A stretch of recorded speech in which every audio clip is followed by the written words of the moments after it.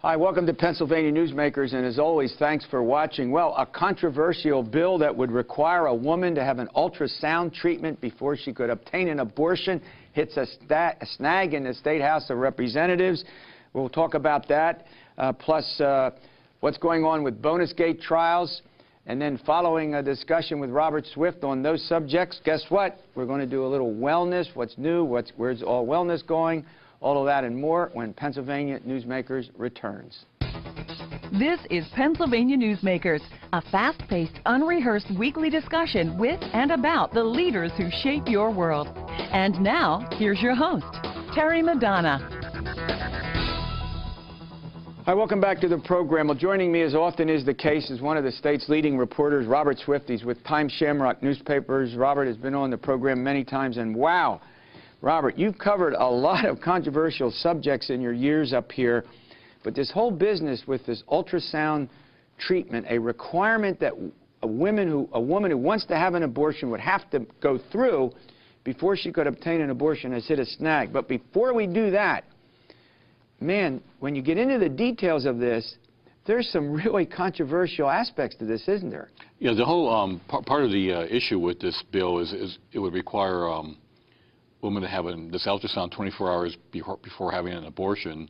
There's language in there that they would position the ultrasound machine so she could see it, but would not be, they couldn't force her to look at it. So you got all this language, plus you got this for the kind of detail that they want from the machines.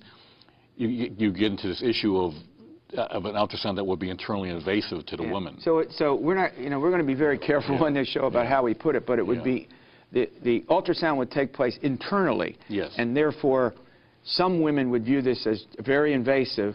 By a state directive, By state, the state says you have to do this. Yeah. Now, they originally had, this is a bill that started in the House, it's still there, 103 people originally signed up. Whoa. That's changing by the day as people are withdrawing their names as co-sponsors, something you can do. And partly is that this bill there's been a bill moving through Virginia, right, where they got a lot of national attention, and where the governor of that state, Bob McConnell, wanted changes involving this issue of, to the point the bill now says an external ultrasound. That's one on the abdominal from.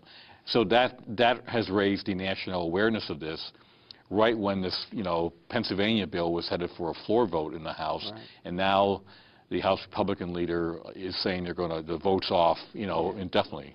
Yeah, I mean, I think that I mean, when I first read it originally, it didn't spell out what the ultrasound would be like, and then when you find out how invasive it is, all of a sudden that became a huge issue.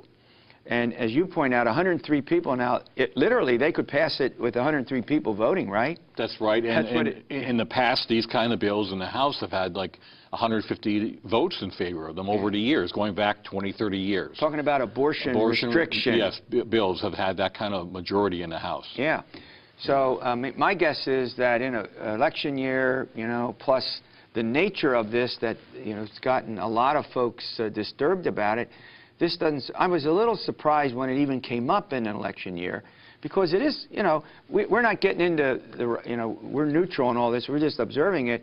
But you can't argue that it's not controversial, can you? Right, and you got the nature of the, a Northwest Pennsylvania lawmaker, Kathy Rapp, sponsored it. You got the nature of the House Republican Caucus, which, it has a lot more, many members from the so-called T. Yeah, and socially conservative. Then you have this wing there of them in the southeast suburban areas, and it's we're liberal on the cultural issues. And there's a group that wants to push the small government economic side, but there is this push on these, and it's happening across the country in Republican legislature. So bottom line here, and then we're going to take a break, and we're going to come back and talk about, you're going to bring us up to date on bonus gate. Bottom line here, likely stalled now for the rest of the year anyway. At least, and I shouldn't ask you to do this. Definitely through the primary, let's put it that way. But yeah, I think it was come up again at some point. But I mean, definitely the primary. And maybe the less invasive one, right? And once again, we'll also have to see if the Health Secretary Avila said they're looking at the bill. Right. They were asked if you're going to make a recommendation soon. Well, the governor may weigh in too. Who knows? You know, like he did in Virginia, the governor. Yeah, that's right. Or maybe he won't. Maybe he just won't say anything. All right. Hey, the bonus gate. 24 of the 25 people have now in some way had their cases adjudicated, but we got a big case going on out in Pittsburgh that's not part of bonus gate. It wouldn't be Pennsylvania if we didn't have all these government officials being prosecuted. We'll be back in a moment.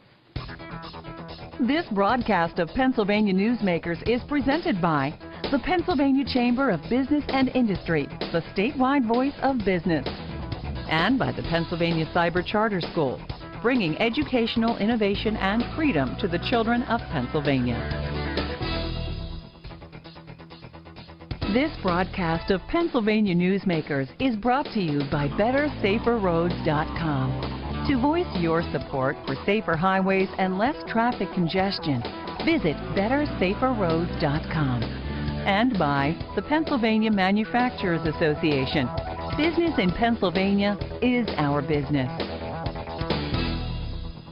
Hi, welcome back. Well, we're talking with Robert Swift from Times-Shamrock newspapers about a bunch of breaking developments in the state, actually in the state capitol and elsewhere. And we're going to talk about all of these investigations for basically public corruption. Let's move away from bonus gate and go out to Pittsburgh, where a state senator, sitting state senator named Jane Orey is being prosecuted for allegedly using staff to help her sister get elected to the state Supreme Court in 2009. Do I have that right so far? Right. And this is an Go ahead. Allegheny County case, not a state case. Allegheny County, right. Bought by the DA there, and it's up now for what's a retrial. Retrial. They sent it in a mistrial a year ago. And Senator Orey had been the third-ranking Republican in the Senate until the charges came. And the case is also involving some question of some, whether some documents were altered in any way. That was in the first trial where the argument Yeah. was that documents the defense handed in had been altered in some way, and so that's what caused a mistrial. That's right. And now we're back to a retrial. Now we have that charge as well as the original one, right? And her sister is also being tried, will be tried in a separate case. Janine, is that her name? Yes, Janine. She had been an aide to Justice Joan Orey Melvin, who's on the court. The justice has not been charged in this, but this is a very high-profile, case in Pittsburgh. Of course, Senator Orey did win the last re-election in the last round. Okay. Now let's come back to Harrisburg, where the Attorney General is prosecuting the former #2 guy in the House, former Representative Mike Vian, who was convicted earlier and is now serving time. We now have a second round involving him with a different charge, which I'll let you explain.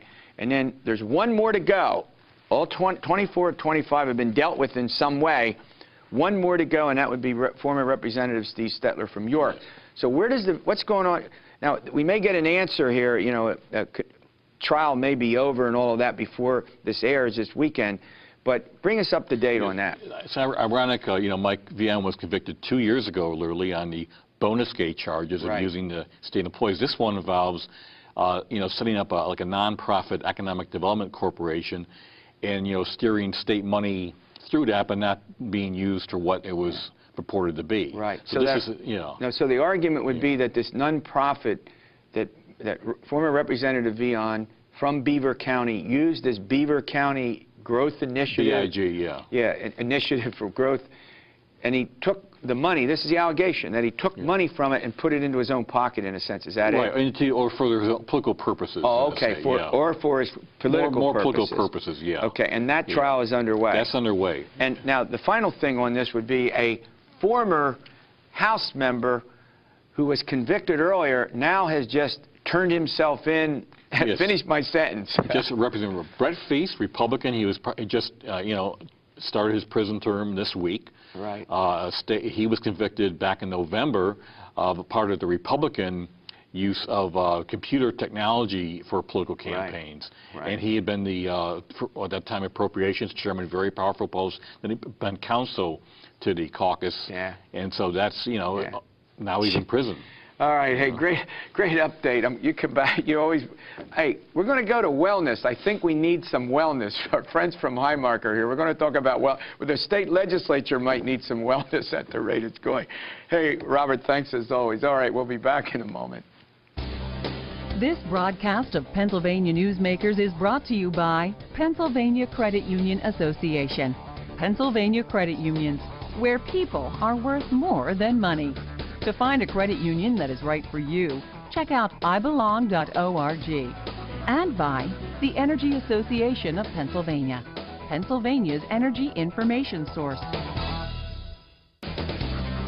This broadcast of Pennsylvania Newsmakers is presented by the State System of Higher Education.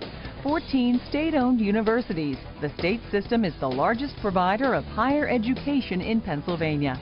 And by the Hospital and Health System Association of Pennsylvania, working towards a healthy Pennsylvania. Hi, welcome back to the program. As I said before, I don't know if the legislature needs wellness, but we all do. And we have a couple of great guests. Jennifer Grana, she's the Director of Client Strategy with Advancement with Highmark, and Todd Hershbine, he's with Human Resources. He heads Human Resources with Minitab. We'll find out what Minitab does in a moment. I'll give him some free promotional time. All right, Jen, we've talked about wellness before. Explain it in a couple of sentences. What is wellness and why should anyone care about it? Well, wellness has been around for decades, first of all. But we've seen a surge of more companies getting involved in wellness because, number one, it's the right thing to do, and number two, it can result in healthy, happy, productive employees. Yeah. So wellness is no longer just a health fair or a softball league. Wellness is truly a data-driven strategy to help with things that are driving employers' costs, things that are driving productivity impairment. Sure. So wellness can be a whole host of things, from keeping people to manage their conditions correctly or manage their lifestyle. And for me, I always thought of as, look, if you're we're all patients at one time, right? We're all patients. So if you're into wellness, you can avoid potentially some more serious problems, right? Absolutely. And go ahead. It's companies like Minitab that get that. It's not a short-term solution, but it's keeping those healthy, lower-risk people from migrating into those higher risk, higher cost categories. So there's two advantages. I mean, there's hopefully a cost saving to the healthcare system in the long haul, but for patients, it's also avoiding, if not preventing, more serious healthcare problems down the line, right? Absolutely. 80% of conditions are modifiable. Wow. Meaning your 80%. lifestyle can impact your risk of developing a chronic condition. All right. Todd, first of all, you get 30 promotional seconds. Minitab, you're located, I understand, at State College, right? What do you do? That is correct. Minitab, we are a statistical software package, and we're a tool for quality improvement. So people use our software to help identify areas where they can increase the quality of their products. How many people work for you? We have 337 Wow. employees. Now, you're into wellness, too. I mean, I presume you do some of the programs? Yes, that is correct. All right. We're going to let's be a little more specific now. Let's sort of give our viewers a couple of examples of what you might do in a wellness program that they can identify with. Well, we'd start with the data. So the data tells us very clearly what we should be doing. So what data are you collecting? We can look at utilization data, claims data, pharmacy data, wellness profile data. So we might tell from a certain population that 15% have never been to the doctor ever. So the risk of them having risk factors or disease would be unknown. We call that hidden risk. Might not have received preventive exams or screenings. We could also tell that perhaps stress is causing a lot of trends in the data. Now, at your level, would that mean that you would have people that would look at what we, in my business, we would call trend data? Over time, you might say, well, what is your blood pressure? What is your cholesterol? If you're a guy and you're over 45, are you having a regular PSA? I mean, is that the kind of... Well, sure. What I think is necessary to understand fitness and wellness in general is a CEO should be able to walk into HR executive's office at any time and say, what does our utilization report look like and what are our 5 biggest concerns? That's what Now, I do. When you say utilization, put that in another way. Utilization basically tells me from the reports that Highmark generates what we need to be concerned about. So example, it could be high cholesterol. It could be depression medications. It could be, and a lot of times the surprising thing is the utilization is not what you normally think. People get real excited about, well, it's the cancers, it's the big diseases, heart problems, and it's not. It really, what we find is that where we see utilization would be for the diabetics that have either not been diagnosed yet or borderline. Or people with high cholesterol that you might say, hey, before you develop a heart problem, right? Go ahead. Correct. We have 27, 28-year-olds with high cholesterol. They did not know it until we did a pre-screening where Highmark came in and we did a Know Your Numbers. When they got that, they were flabbergasted because they're like, I'm 27 years old, I exercise every day. Yes, but you have high cholesterol. All right, we're going to run to a break. When we come back, I want to talk sort of about the long-term, the short-term, long-term goals, and we'll see how that fits in with what the employers are doing. All right, this is a wonderful update. We'll be back with it following. This broadcast of Pennsylvania Newsmakers is presented by Highmark Blue Shield, changing the way health plans work for business with a variety of plan options for employers and more choices for employees. Information is available at highmark.com. Have a greater hand in your company's health. And by the Pennsylvania Healthcare Association, the future of long-term care. Hi, welcome back to the program. We're doing a wonderful program here. If you joined us, stay with us. We're talking about wellness and how important it is. Todd, you brought up a good point that initially if you sign up, let's say, for a program like Highmark runs, you may pay a little more because you're getting the service, but finish the thought. Yes, what I said is, when we started our fitness wellness program, it was actually 10 years ago. In our second year, where we had these programs up and running, we received a 38% increase. So you were in sticker shock for the moment. Absolutely. And most CEOs would say, I'm investing all this money in wellness programs, I'm treating people right, and I still get 38%? This is how we've operated. Stop the programs. We're not doing it anymore. There's no savings in this. And this is what a lot of CEOs do because they want an instant return. Sure. But what we did is said, no, this is the right thing to do. We're going to take care of our people. It'll pay off. We just got to stay with it.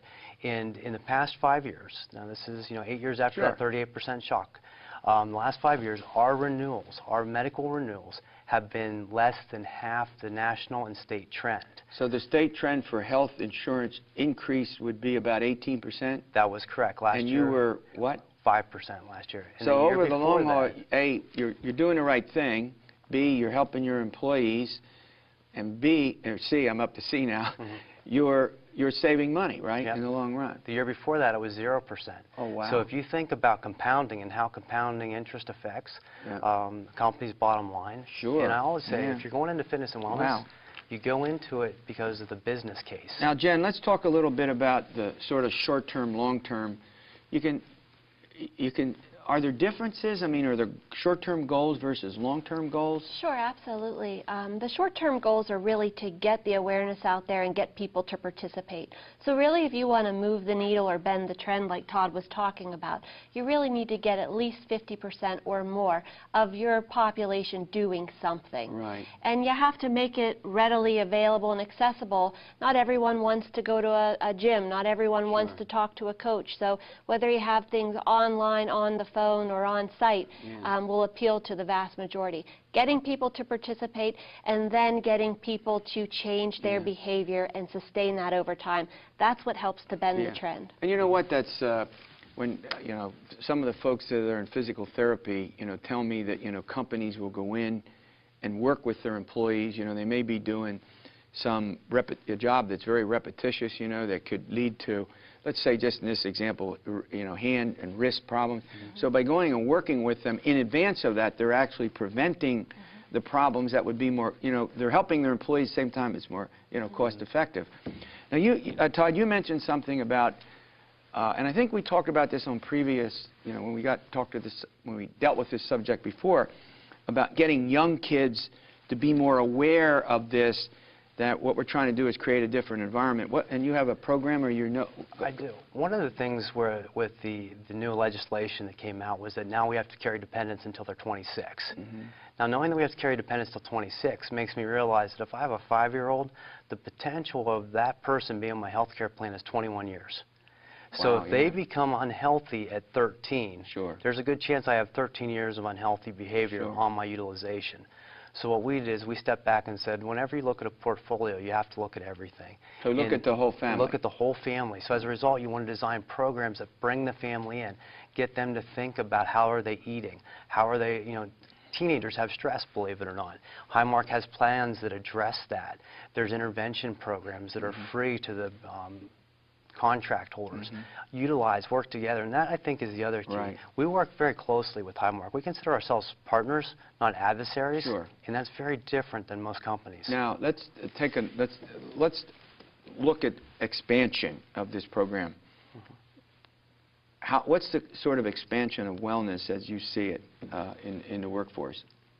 You see it, is your work expanding, or more companies buying into it? I mean, what's the growth been like in it? The growth has been exponential over the last 5 to 10 years, with more and more companies expanding not just their programs for their employees, but reaching out to the covered dependents. And also the shift has been not just on health care costs, but really about employee productivity and about employee morale. So that really helps bring about the whole picture. So your point would be, if you got healthier employees and they're happier about doing their job, they're going to be more productive. So that adds another. Do you find that in your workforce? Yes, I actually think the reason you do a health and wellness program is to affect the bottom line, the total bottom line, not just the health care bottom line.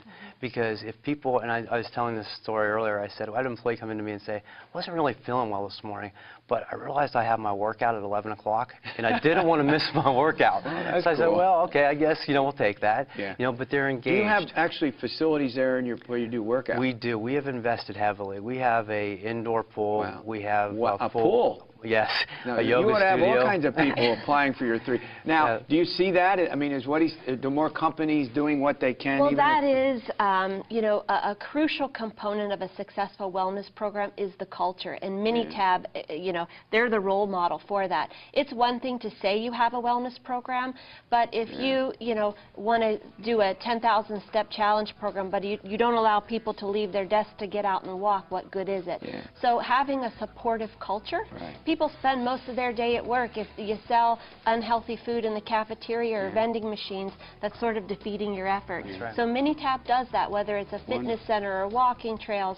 They also have very visible leadership support, which is critical. Well, look, thanks. This has been a wonderful update. I'm sure our viewers appreciate it. All right, we'll see you next week for another edition of Pennsylvania Newsmakers, and stay well.